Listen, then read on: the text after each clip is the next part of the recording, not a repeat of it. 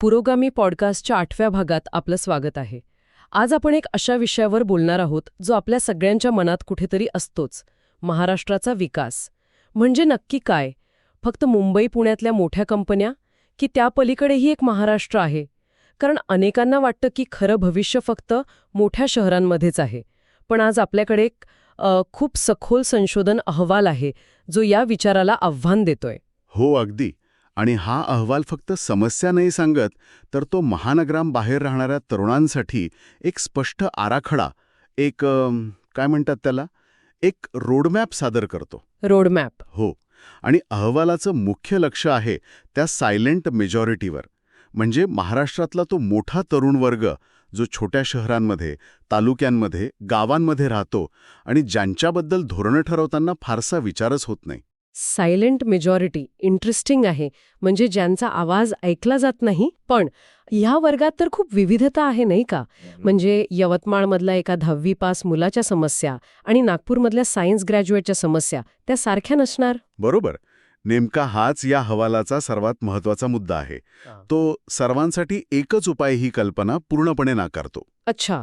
त्याऐवजी तो एक पर्सोना ड्रिव्हन अप्रोच वापरतो. म्हणजे शिक्षण आणि परिस्थितीनुसार तरुणांना 5 वेगवेगळ्या गटांमध्ये किंवा पर्सोनामध्ये विभागला आहे. पर्सोना म्हणजे व्यक्तिरेखा. हो, जेणेकरून प्रत्येकासाठी एक विशिष्ट आणि व्यावहारिक उपाय देता येईल. ठीक आहे. म्हणजे हे वर्गीकरण गरजेचे आहे.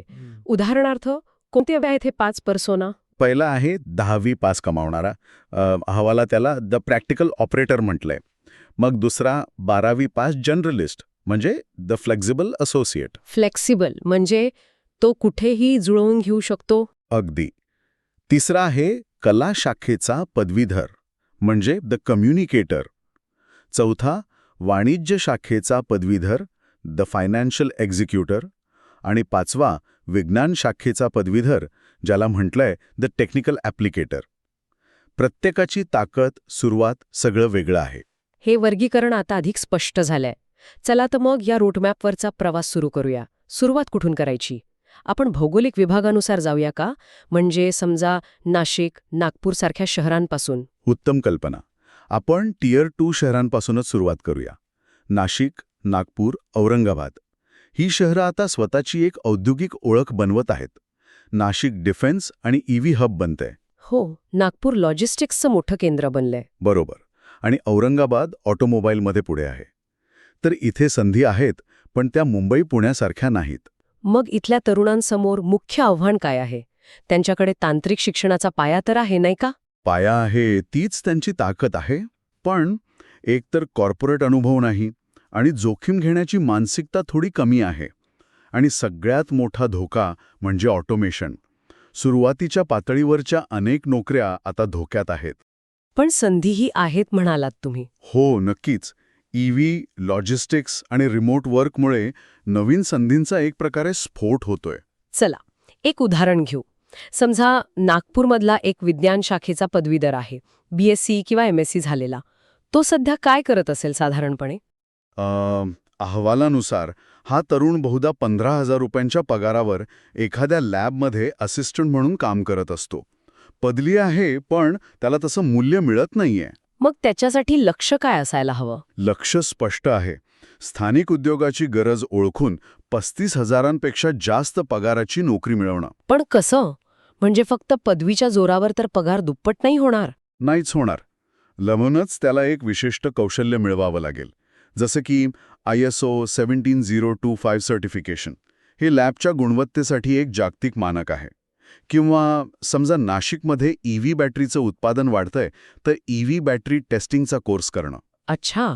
या प्रमाणपत्रांमुळे तो फक्त पदवीधर राहत नाही, तर एका विशिष्ट उद्योगासाठी तयार झालेला तज्ज्ञ बनतो. आणि कंपन्या अशा तयार मनुष्यबळासाठी जास्त पैसे द्यायला तयार असतात. ओके. म्हणजे पदवीला एका इंडस्ट्री स्पेसिफिक कौशल्याची जोड देणं महत्वाचं आहे. आता वाणिज्य शाखेच्या पदवीधराबद्दल बोलूया. BCom झालेली मुलं-मुली तर लाखो आहेत. ते सहसा डेटा एंट्री किंवा बिलिंगच्या कामात अडकतात. पगार तोच, साधारण 12,000. इथेच तर खरी संधी आहे. या तरुणाचं लक्ष फक्त डेटा टाकणं नाही, तर त्या डेटाचं विश्लेषण करून छोट्या आणि मध्यम उद्योगांना म्हणजे SMEsना निर्णय घ्यायला मदत करणं हे असायला हवं. एक मिनिट, हे थोडा म्हणजे फक्त ॲडव्हान्स्ड एक्सेल आणि जीएसटी शिकून पगार 12,000वरून थेट 35,000पर्यंत जाऊ शकतो, हे खरं वाटत नाहीये? नाही, यात अडचण नाहीये. संधी आहे. बघा, नागपूर किंवा औरंगाबादमधल्या हजारो छोट्या उद्योजकांना सीए परवडत नाही. त्यांना रोजच्या व्यवहारासाठी, जीएसटी रिटर्नसाठी एका हुशार व्यक्तीची गरज असते. ज्या तरुणाला ॲडव्हान्स्ड एक्सेल, विशेषतः मॅक्रोज, VBA येतं, तो या उद्योजकासाठी एका महागड्या सॉफ्टवेअरचं काम करू शकतो. तो फक्त हिशोब ठेवत नाहीये, तो व्यवसायाला दिशा दाखवणारा MIS एक्झिक्युटिव्ह बनतोय आणि म्हणूनच त्याची किंमत वाढते. हा मुद्दा खूपच महत्वाचा आहे. म्हणजे तुम्ही कर्मचारी नाही तर एक सल्लागार बनता. याच शहरांमधला तिसरा गट, 12वी पास तरुण, डिलिव्हरी बॉय किंवा दुकानात काम करून जेमतेम 8,000 कमावतोय. त्याच्यासाठी काय मार्ग आहे? त्याच्यासाठी लक्ष्य आहे शारीरिक श्रमाच्या कामातून बाहेर पडून एका संघटित डेस्क जॉबमध्ये प्रवेश करणं, जिथे त्याला 18,000पेक्षा जास्त पगार मिळू शकतो. पण त्यासाठी त्याला काय शिकावं लागेल? त्याला CRM टूल्स जसं की सेल्सफोर्स किंवा जोहो शिकायला हवं आणि व्यावसायिक संवाद कौशल्य सुधारायला हवीत. नागपूरच्या मिहान लॉजिस्टिक्स हबचं उदाहरण घ्या. तिथे फक्त माल उचलणारे लोक नकोयत, तर डॅशबोर्डवर एंट्री करणारे, ग्राहकांची ईमेलवर बोलणारे कुशल लोक हवेत. हे कौशल्य त्याला त्या 8,000च्या चक्रातून बाहेर काढू शकतं. नाशिक किंवा नागपूरमधल्या तरुणांसाठी हा मार्ग स्पष्ट दिसतोय, कारण तिथे उद्योग आहेत. पण ज्यावेळी आपण तालुका पातळीवर येतो, जिथे MPSC आणि सरकारी नोकरीशिवाय दुसरं काहीच दिसत नाही, तिथे ही कौशल्य कशी लागू पडतील? बारामती, लातूर किंवा कराडसारख्या ठिकाणी परिस्थिती पूर्णपणे वेगळी असणार नाही का?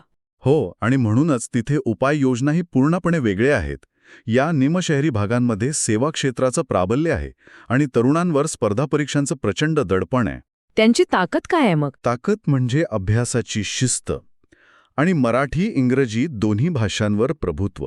पण कमजोरी हीच की फक्त सरकारी नोकरीवर लक्ष केंद्रित केल्यामुळे त्यांच्या रेझ्युमेमध्ये कामाच्या अनुभवाची एक मोठी पोकळी निर्माण होते. मग सुरुवात करूया कला शाखेच्या पदवीधरापासून. BA, MA झालेली मुलं-मुली एकतर बेरोजगार असतात किंवा 10,000 रुपयांवर शिकवणी घेत असतात. या तरुणांकडे एक मोठी ताकद आहे, भाषा आणि संवाद कौशल्य. त्यांचं लक्ष या कौशल्याचा वापर करून डिजिटल अर्थव्यवस्थेत 25,000पेक्षा जास्त कमावणे हे असायला हवं. पण त्यासाठी काय करावं लागेल? डिजिटल अर्थव्यवस्था तर खूप मोठी आहे. त्यांनी स्थानिक भाषेतील मजकूर लेखक म्हणजे व्हर्नॅक्युलर कंटेंट स्पेशलिस्ट किंवा सॉफ्ट स्किल्स ट्रेनर बनायला हवं. आज शिक्षण, जाहिरात, मनोरंजन या सगळ्या क्षेत्रांमध्ये मराठी मजकुराला प्रचंड मागणी आहे. खरंय. अनेक कंपन्यांना त्यांच्या ॲप्स आणि वेबसाईटसाठी चांगल्या मराठी लेखकांची गरज आहे. या तरुणांनी आपले लेख किंवा भाषांतरित कामाचा एक पोर्टफोलिओ तयार केला तर ते घरबसल्या काम करू शकतात. त्यांची सॉफ्ट स्किल्स ही त्यांची सर्वात मोठी आर्थिक मालमत्ता बनू शकते. ही एक वेगळीच दिशा आहे. आणि जे तरुण स्पर्धा परीक्षांच्या तयारीसाठी 4-5 वर्ष घालवतात पण यश मिळत नाही, त्यांचं उत्पन्न तर शून्य असतं. त्यांच्यासाठी काय प्लॅन बी आहे? त्यांच्यासाठी प्लॅन बी तयार करणं अत्यंत गरजेचं आहे. आपलं शहर न सोडता अभ्यासातून वेळ काढून 10,000 ते 15,000 रुपये कमावणे हे त्यांचं लक्ष असायला हवा. यासाठी गिग इकॉनॉमी हा एक उत्तम पर्याय आहे. गिग इकॉनॉमी म्हणजे टास्कमो किंवा स्क्वॅड स्टॅकसारख्या प्लॅटफॉर्मवर टेलिसेल्स, डेटा ॲनोटेशन किंवा सर्वेक्षणाची कामं उपलब्ध आहेत. विशेषतः फिनटेक आणि एडटेक कंपन्यांना मराठी बोलणाऱ्यांची खूप गरज आहे. हे काम लवचिक असतं आणि अभ्यासासोबत करता येतं. आणि यामुळे स्वाभिमान टिकून राहतो, कुटुंबावरचा भार कमी होतो. बरोबर. आता या भागातल्या सगळ्यात तळागाळातल्या व्यक्तीबद्दल बोलूया, जो 10वी पास आहे आणि एखाद्या गॅरेजमध्ये किंवा दुकानात मदतनीस म्हणून 6,000 रुपये कमवतोय. या व्यक्तीसाठी प्रगतीचा मार्ग पदवी नाही तर व्यावसायिक कौशल्य आहे. त्यानं एक सर्टिफाईड टेक्निशियन बनायला हवा, ज्यामुळे त्याचं उत्पन्न 15,000पेक्षा जास्त होऊ शकतं. त्यासाठी काय करावं लागेल? 3 ते 6 महिन्यांचा सरकारी मान्यता प्राप्त म्हणजे PMKVY किंवा ITIचा मोबाईल दुरुस्ती, दुचाकी दुरुस्ती किंवा आजच्या काळात खूप मागणी असलेला सोलर इन्स्टॉलरचा कोर्स त्याच्यासाठी आयुष्य बदलणारा ठरू शकतो. तालुक्याच्या ठिकाणी लोक तुमच्या डिग्रीपेक्षा तुम्ही त्यांची समस्या कशी सोडवता याला जास्त महत्त्व देतात. एक चांगला मेकॅनिक तिथे पदवीधरापेक्षा जास्त कमावतो. म्हणजे प्रत्येक शैक्षणिक पातळीवर एक स्पष्ट व्यावहारिक मार्ग उपलब्ध आहे. आता आपण आपल्या शेवटच्या आणि कदाचित सर्वात आव्हानात्मक विभागाकडे जाऊया. विदर्भ मराठवाडासारखा कृषी आधारित ग्रामीण भाग. इथे तर उद्योगही नाहीत आणि स्पर्धा परीक्षांची क्रेझही कमी. बरोबर. इथलं वास्तव पूर्णपणे शेतीवर आणि हवामानावर अवलंबून आहे. इथल्या तरुणांमध्ये कठीण परिस्थितीत टिकून राहण्याची प्रचंड क्षमता आहे, पण माहितीचा अभाव आणि इंग्रजी भाषेचा अडथळा ही मोठी आव्हानं आहेत. पण मग संधी कुठे आहे? संधी आहे कृषी तंत्रज्ञानामध्ये, म्हणजे ॲग्रीटेक आणि ड्रोन अर्थव्यवस्थेमध्ये. ड्रोन अर्थव्यवस्था गावात? हे थोडं भविष्यकालीन वाटतंय. हे आज खरंच शक्य आहे का? म्हणजे समजा एक 10वी किंवा 12वी पास तरुण आहे जो शेतीत मदत करतोय, तो ड्रोन ऑपरेटर कसा बनेल? नक्कीच बनेल. बघा, हवामान बदलामुळे शेती आता पारंपरिक पद्धतीने करणं शक्य नाही. अचूक फवारणीसाठी किंवा पिकाच्या सर्वेक्षणासाठी ड्रोनचा वापर वेगाने वाढतोय. आणि शेतकरी ड्रोनसाठी पैसे देतील? च्या शेतीत राबण्याऐवजी किसान ड्रोन ऑपरेटर किंवा सोलर पंप टेक्निशियन बनून आजूबाजूच्या 10 गावांना सेवा देणं हे असायला हवं. कृषी विद्यापीठांमध्ये सरकारी अनुदानावर याचं प्रशिक्षण उपलब्ध आहे. तो एक प्रकारे शेतीचा डॉक्टर बनू शकतो. ही कल्पनाच खूप क्रांतिकारी आहे. आणि जो गावातला कला शाखेचा पदवीधर आहे, जो पूर्णपणे बेरोजगार आहे, त्याचं काय? त्याच्यासाठी ग्रामस्तरीय उद्योजक म्हणजे विलेज लेव्हल एंटरप्रेन्युअर किंवा VLE बनण्याची मोठी संधी आहे. तो एक कॉमन सर्व्हिस सेंटर म्हणजे CSC सुरू करू शकतो. अच्छा, जिथे सरकारी योजनांचे अर्ज वगैरे भरून मिळतात? हो, पीक विमा, जमीन मोजणी यांसारख्या सेवा देऊ शकतो. किंवा तो स्थानिक शेतकरी उत्पादक कंपनीचा FPOचा व्यवस्थापक बनू शकतो. त्याला कागदपत्र सांभाळायची आहेत, हिशोब ठेवायचा आहे. यातून तो गावातच राहून 15 ते 20 हजार रुपये सन्मानाने कमावू शकतो. या सगळ्या उपायांमध्ये एक समान धागा दिसतोय, तो म्हणजे तंत्रज्ञानाची आणि माहितीची जोड. पण तुम्ही म्हणालात की इंग्रजीचा अडथळा आहे, मग त्यावर मात कशी करायची? तुम्ही अचूक मुद्दा पकडला. म्हणूनच अहवालात सर्व ग्रामीण तरुणांसाठी एक सर्वात महत्त्वाची कृती सांगितली आहे. ती म्हणजे डिजिटल आणि इंग्रजी साक्षरता. हे एक फोर्स मल्टिप्लायर कौशल्य आहे. फोर्स मल्टिप्लायर म्हणजे काय? म्हणजे एक असं कौशल्य जे तुमच्या इतर सर्व क्षमतांना अनेक पटींनी वाढवतं. ड्युओलिंगो किंवा हेलो इंग्लिश सारख्या ॲप्सच्या मदतीनं रोज फक्त अर्धा तास सराव करून ते इंग्रजी शिकू शकतात. आणि त्याचा फायदा? फायदा हा की ते जागतिक कृषी ॲप्स, आधुनिक बँकिंग, ऑनलाईन शिक्षण हे सगळं स्वतंत्रपणे वापरू शकतील. इंग्रजीची भीती गेली की माहितीचा महामार्ग त्यांच्यासाठी खुला होतो, जो आतापर्यंत फक्त शहरी तरुणांसाठी होता. वा, म्हणजे हा अहवाल फक्त नोकरी कशी मिळवायची हे सांगत नाही, तर क्षमता कशी निर्माण करायची हे शिकवतोय. या संपूर्ण चर्चेचा सार काढायचा झाला तर काय सांगता येईल? सार हाच आहे की महानगरांबाहेरच्या महाराष्ट्रात प्रचंड क्षमता आहे. योग्य कौशल्य आणि योग्य दिशा मिळाली तर प्रत्येक तरुण त्याच्या शिक्षणानुसार आणि स्थानानुसार मोठी आर्थिक झेप घेऊ शकतो. 10वी पास तरुण 6,000वरून 15,000वर, वाणिज्य पदवीधर 12,000वरून 35,000वर आणि कला पदवीधर 10,000वरून 25,000वर पोचू शकतो. ही वाढ केवळ शक्य नाही तर ती आवश्यक आहे. खरंच हा आराखडा एक नवी आशा देतोय. आज आपण एका अशा रिपोर्टवर सविस्तर चर्चा करणार आहोत जो महाराष्ट्राच्या भविष्याबद्दल एक अगदी वेगळा दृष्टिकोन मांडतो. रिपोर्टचं नाव आहे Maharashtra beyond the metro, a strategic human capital roadmap for 2025. आणि याचा मुख्य मुद्दा खूपच आकर्षक आहे. तो म्हणतो की महाराष्ट्राची खरी आर्थिक ताकद आता फक्त मुंबई, पुणे, ठाणे या पट्ट्यात नाही, तर ती राज्याच्या इतर भागांमध्ये पसरत आहे. संधीचं विकेंद्रीकरण होतंय. हो, आणि हे का घडतंय यामागे एक स्पष्ट आर्थिक तर्क आहे. मोठ्या शहरांमधल्या पायाभूत सुविधांवर प्रचंड ताण आलाय, जगणं महाग झालंय. आणि त्याचवेळी नाशिक, नागपूर, औरंगाबाद सारख्या शहरांमध्ये आणि अगदी तालुका पातळीवरही नवीन उद्योग येत आहेत. म्हणजे वाढीचं इंजिन आता छोट्या शहरांमधून आणि ग्रामीण भागातूनही जोर पकडत आहे. अगदी. महाराष्ट्र आर्थिक सर्वेक्षण पण तेच सांगतं. राज्याच्या अर्थव्यवस्थेत 7.3% वाढीचा अंदाज आहे.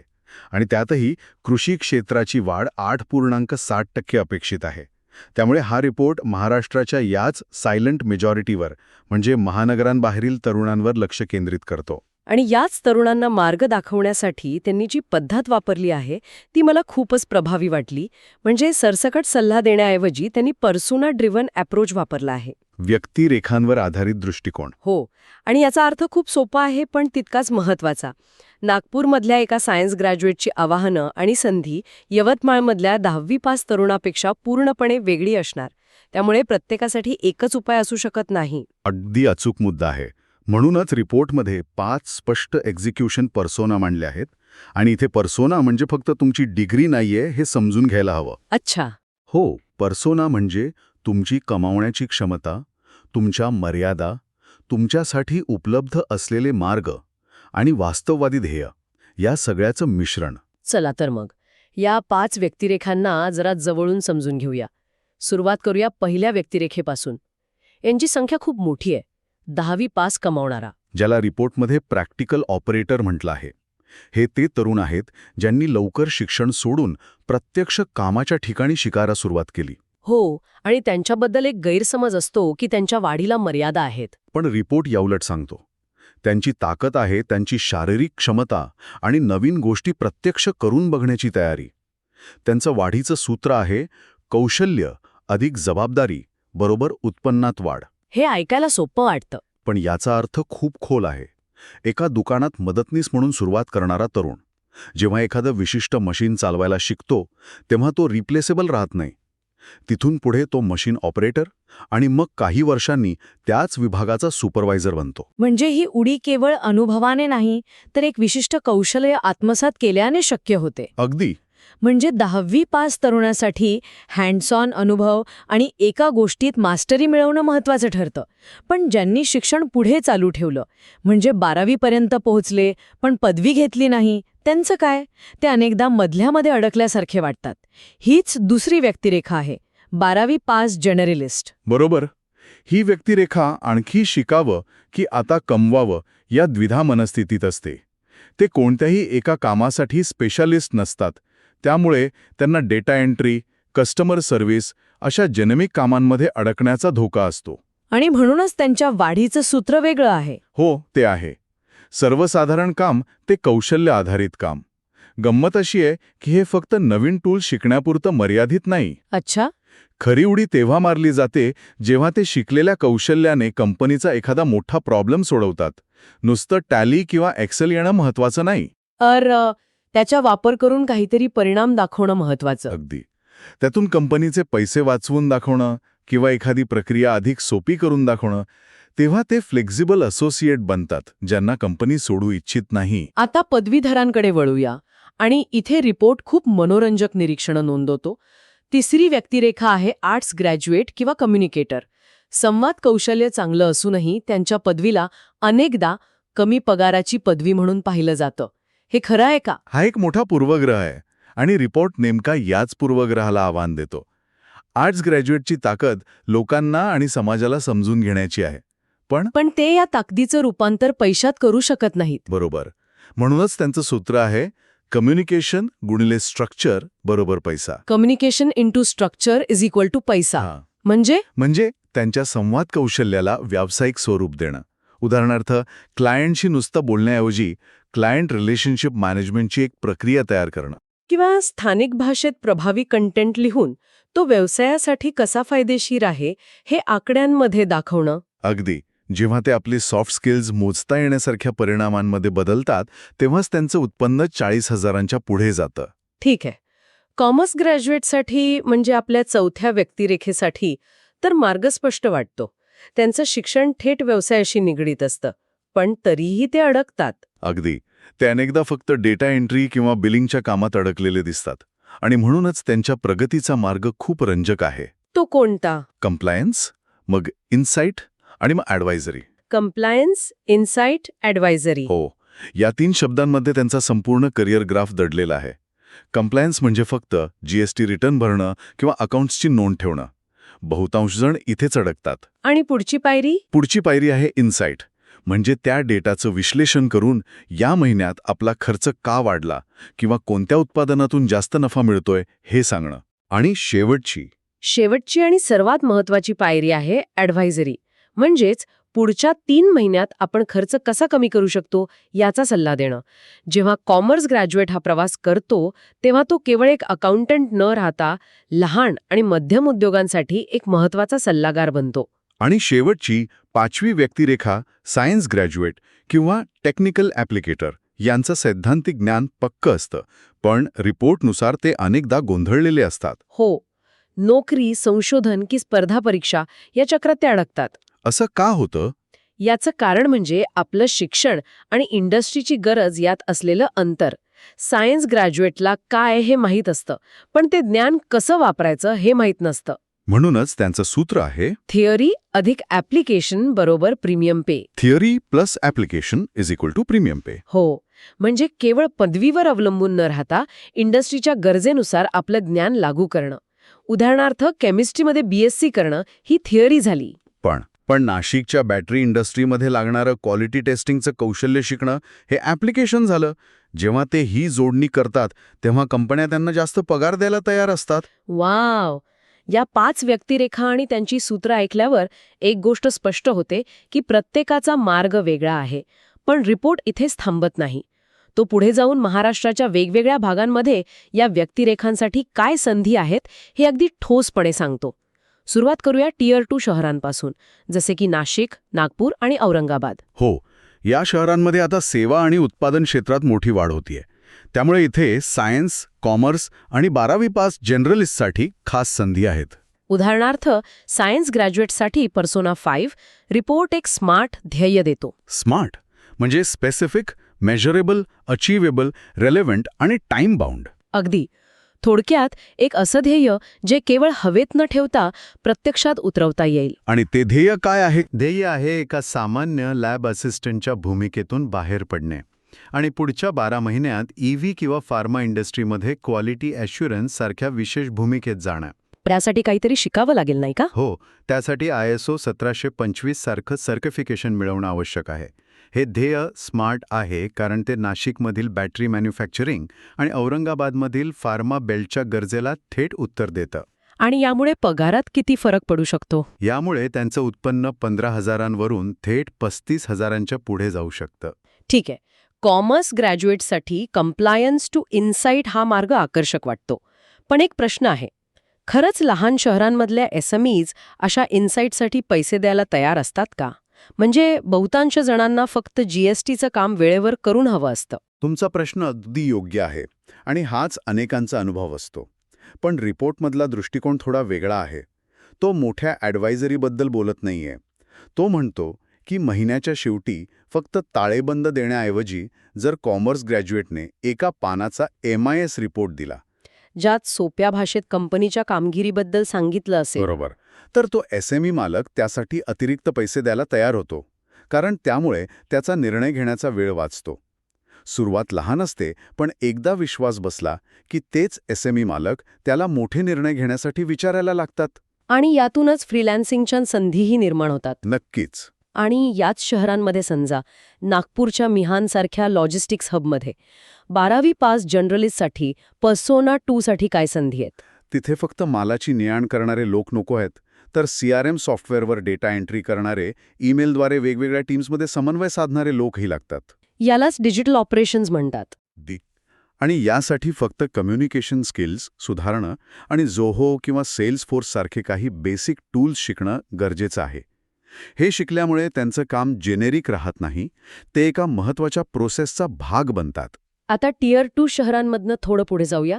निमशहरी आणि तालुका पातळीवरील शहरांबद्दल बोलूया. जसं की बारामती, लातूर, कराड. इथल्या आर्थिक चित्र पूर्णपणे वेगळं आहे. बरोबर. इथे सरकारी नोकरीकडे कल जास्त असतो. हो. आणि म्हणूनच रिपोर्ट इथे वेगळे पर्याय सुचवतो जे सुरक्षित आणि प्रतिष्ठित आहेत. उदाहरणार्थ आर्ट्स ग्रॅज्युएट पर्सोना 3. मराठी कंटेंटची मागणी आज प्रचंड वाढली आहे. मग ते न्यूज ॲप्स असोत, बँकिंग ॲप्स असोत किंवा स्थानिक व्यवसायांच्या जाहिराती असोत. बरोबर. हा तरुण व्हर्नॅक्युलर कंटेंट स्पेशालिस्ट बनू शकतो. तो स्थानिक कोचिंग सेंटरमध्ये सॉफ्ट स्किल्स शिकवू शकतो. या सगळ्यासाठी त्याला आपलं संवाद कौशल्य मार्केट करायला शिकावं लागेल. पण मार्केटिंग करणं म्हणजे नेमकं काय? हे फक्त एक आकर्षक वाटणारं स्वप्न आहे की यातून खरंच नियमित उत्पन्न मिळू शकतं? नाही, हे स्वप्न नाही. मार्केटिंग म्हणजे स्वतःच्या कामाचं मूल्य दाखवणं. उदाहरणार्थ असं सांगणं की मी तुमच्या कोचिंग क्लासमधल्या विद्यार्थ्यांसाठी 3 महिन्यांचा कम्युनिकेशन कोर्स डिझाईन करतो, ज्यामुळे त्यांच्या पालकांच्या तक्रारी 20% कमी होतील. अच्छा, म्हणजे आपल्या कौशल्याला एका व्यावसायिक गरजेसोबत जोडणं. अगदी. यालाच स्ट्रक्चर देणं म्हणतात. यातून तो सहजपणे 8 ते 10 हजार रुपये महिना कमवू शकतो. आणि याच तालुका स्तरावर 10वी पास पर्सोना 1 तरुणासाठी काय मार्ग आहे? तो तर अजूनही दुकानात मदतनीस म्हणूनच काम करताना दिसतो. इथे रिपोर्ट व्यावसायिक स्पेशलायझेशनवर भर देतो. मदतनीस म्हणून काम करण्याऐवजी mobile repairing, two wheeler mechanic किंवा वाढत्या मागणीमुळे सोलर पॅनल इन्स्टॉलर यांसारखा 3 ते 6 महिन्यांचा व्यावसायिक कोर्स, उदाहरणार्थ PMKVY अंतर्गत करून तो एक सर्टिफाईड टेक्निशियन बनू शकतो. यात फरक काय पडतो? खूप मोठा फरक आहे. मदतनीसाला रोजंदारी मिळते, जी अनिश्चित असते, पण सर्टिफाईड टेक्निशियनला एकतर निश्चित पगार मिळतो किंवा तो पर सर्व्हिस चार्ज घेऊ शकतो, जे जास्त स्थिर आणि फायदेशीर आहे. या रिपोर्टची सर्वात खास गोष्ट म्हणजे तो ग्रामीण भागालाही विसरत नाही. जिथे अजूनही बहुसंख्य तरुण शेतीवर अवलंबून आहेत, त्यांच्यासाठी काय मार्ग आहेत. अनेकदा असं मानलं जातं की तिथे फारशा संधी नाहीत. इथेच हा रिपोर्ट खऱ्या अर्थाने वेगळा ठरतो. तो शेतीला तंत्रज्ञानाशी जोडण्यावर भर देतो. 10वी किंवा 12वी पास तरुणांसाठी तो ॲग्री टेक्निशियन म्हणण्याचा मार्ग सुचवतो. ॲग्री टेक्निशियन म्हणजे? जसे की किसान ड्रोन ऑपरेटर. आज शेतात फवारणी करण्यासाठी किंवा पिकांची पाहणी करण्यासाठी ड्रोनचा वापर वाढतोय की नाही? हो, हे खरं आहे. हा तरुण प्रशिक्षण घेऊन फक्त स्वतःच्याच नाही तर आसपासच्या 10-12 गावांमधील शेतकऱ्यांना सेवा देऊन अतिरिक्त उत्पन्न मिळू शकतो. आणि सरकार ड्रोन प्रशिक्षणासाठी अनुदानही देत आहे. पण यामुळे त्याच्या करिअरमध्ये नेमका काय बदल होतो? म्हणजे तो शेतीशीच जोडलेला राहतो, मग हा मार्ग पारंपरिक शेतीपेक्षा वेगळा कसा? हा खूप महत्त्वाचा प्रश्न आहे. पारंपरिक शेती हवामानावर आणि बाजारभावावर अवलंबून असते, ज्यात उत्पन्न अनिश्चित असतं. पण ड्रोन ऑपरेटर म्हणून सेवा देणं हे एक कौशल्य आधारित काम आहे, ज्याचा मोबदला निश्चित असतो. अच्छा, त्यामुळे त्याच्याकडे एक स्थिर कॅश फ्लो येतो. अगदी. जो शेतीतील अनिश्चिततेवर मात करायला मदत करतो. तो आता फक्त शेतकरी नाही, तर एक टेक्निकल सर्व्हिस प्रोव्हायडर बनतो. आणि गावातील आर्ट्स ग्रॅज्युएट पर्सोना 3 त्याच्यासाठी तर संधी आणखी कमी वाटतात. इथे रिपोर्ट एक खूपच महत्त्वाचा मार्ग दाखवतो. तो विलेज लेव्हल आंत्रप्रिनोर म्हणजे VLE बनू शकतो किंवा शेतकरी उत्पादक कंपनीचं FPC व्यवस्थापन करू शकतो. म्हणजे त्याच्या साक्षरतेचा आणि लोकांना एकत्र आणण्याच्या कौशल्याचा उपयोग करून. हो, तो कॉमन सर्व्हिस सेंटर CSC चालवू शकतो. यातून तो शेतकऱ्यांना पीक विम्याचे अर्ज भरणे, आधार कार्ड अपडेट करणे, सरकारी योजनांची माहिती देणे यांसारख्या सेवा देऊ शकतो. म्हणजे तो गावातील डिजिटल दरी कमी करतो आणि स्वतःसाठी एक प्रतिष्ठित उत्पन्नाचा स्रोतही निर्माण करतो. बरोबर. रिपोर्टमध्ये सर्व ग्रामीण व्यक्तिरेखांसाठी एका कौशल्याला फोर्स मल्टिप्लायर म्हटलं आहे. ही कल्पना मला खूप आवडली आहे, कारण आपण नेहमी हार्ड स्किल्सबद्दल बोलतो, पण इंग्रजीची भीती घालवणं हे खरंच इतका मोठा बदल घडवू शकतं का? म्हणजे शहरात राहून आपल्याला याची कल्पना येत नाही, पण ग्रामीण भागात याचा नेमका काय परिणाम दिसतो? फोर्स मल्टिप्लायर म्हणजे असं कौशल्य जे तुमच्या इतर सर्व कौशल्यांची ताकद अनेक पटींनी वाढवतं. आणि रिपोर्टनुसार ग्रामीण तरुणांसाठी ते आहे फंक्शनल डिजिटल लिटरसी आणि इंग्रजीची भीती दूर करणे. याचा अर्थ त्यांना अस्खलित इंग्रजी बोलता आला पाहिजे असा नाही. अजिबात नाही, पण स्मार्टफोनवरील ॲप्स वापरण्यापुरतं, कृषी संबंधित माहिती वाचण्यापुरतं किंवा डिजिटल बँकिंग व्यवहार करण्यापुरतं इंग्रजी आणि तंत्रज्ञान त्यांना यायला हवं. आणि यामुळे काय होतं? यामुळे त्यांना जागतिक ॲग्री ॲप्स, नवीन तंत्रज्ञानाबद्दलची माहिती आणि बाजारपेठ मिळवण्यासाठी कोणावर अवलंबून राहावं लागत नाही. हे एक असं कौशल्य आहे जे ग्रामीण तरुणांना शहरी तरुणांच्या बरोबरीने आणतं. त्यांच्यासाठी संधीचं एक नवीन जग उघडतं. तर मग या सगळ्या चर्चेचं सार काय? हे सगळं ऐकून एक गोष्ट स्पष्ट होते की हा रिपोर्ट मुंबई पुण्याला चला हा संदेश देत नाही. अजिबात नाही. उलट तो सांगतो की तुम्ही जिथे आहात तिथेच तुमच्यासाठी संधी आहेत, फक्त गरज आहे तुमची व्यक्तिरेखा ओळखून योग्य मार्ग निवडण्याची. अगदी बरोबर. या रिपोर्टचा गाभा हाच आहे. पर्सोना म्हणजे फक्त पदवी नाही, तर ते कमावण्याचं सूत्र, मर्यादा आणि संधी यांचं मिश्रण आहे. हे समजून घेतल्यास आपण वास्तविक ध्येय ठरवू शकतो. बरोबर. सायन्स ग्रॅज्युएट Tier 2 स्वराहात अप्लाइड स्पेशलिस्ट बनू शकतो आणि 10वी पास तरुण गावात सर्टिफाईड टेक्निशियन बनू शकतो. दोन्ही मार्ग उत्पन्नात मोठी वाढ घडवून आणतात आणि महत्त्वाचं म्हणजे स्वतःच्या भागात राहून कमी खर्चात हे शक्य आहे. हे ऐकल्यावर विचार करण्यासाठी एक शेवटचा मुद्दा समोर येतो. रिपोर्टमध्ये विशिष्ट हार्ड स्किल्स जसे की सर्टिफिकेशन आणि सॉफ्टवेअरवर खूप भर दिला आहे, जसे की ISO सर्टिफिकेशन किंवा टॅली शिकणं. हो, ते महत्वाचं आहेच. पण त्याचबरोबर इंग्रजीची भीती दूर करण्यासारख्या फोर्स मल्टिप्लायर कौशल्याचाही उल्लेख आहे की नाही? हो. आणि हाच एक महत्वाचा प्रश्न आहे जो या चर्चेतून पुढे येतो. रिपोर्टने ग्रामीण भागासाठी एक फोर्स मल्टिप्लायर ओळखला. पण विचार करण्यासारखी गोष्ट ही आहे की आपली व्यक्तिरेखा किंवा आपण कुठेही असू, आपल्यासाठी असा कोणता फोर्स मल्टिप्लायर असू शकतो? म्हणजे नोकरीसाठी लागणाऱ्या विशिष्ट तांत्रिक कौशल्यांपलीकडे असं कोणतं एक कौशल्य जे आपल्यासाठी संधीची पुढची पातळी उघडू शकतं? अगदी. कदाचित एका टेक्निशियनसाठी ते ग्राहक सेवा कौशल्य असेल किंवा एका अकाउंटंटसाठी पब्लिक स्पीकिंग असेल. आपल्या करिअरचा खरा गिअर बदलणारं ते कौशल्य कोणतं याचा शोध घेणं हीच खरी स्ट्रॅटेजी आहे.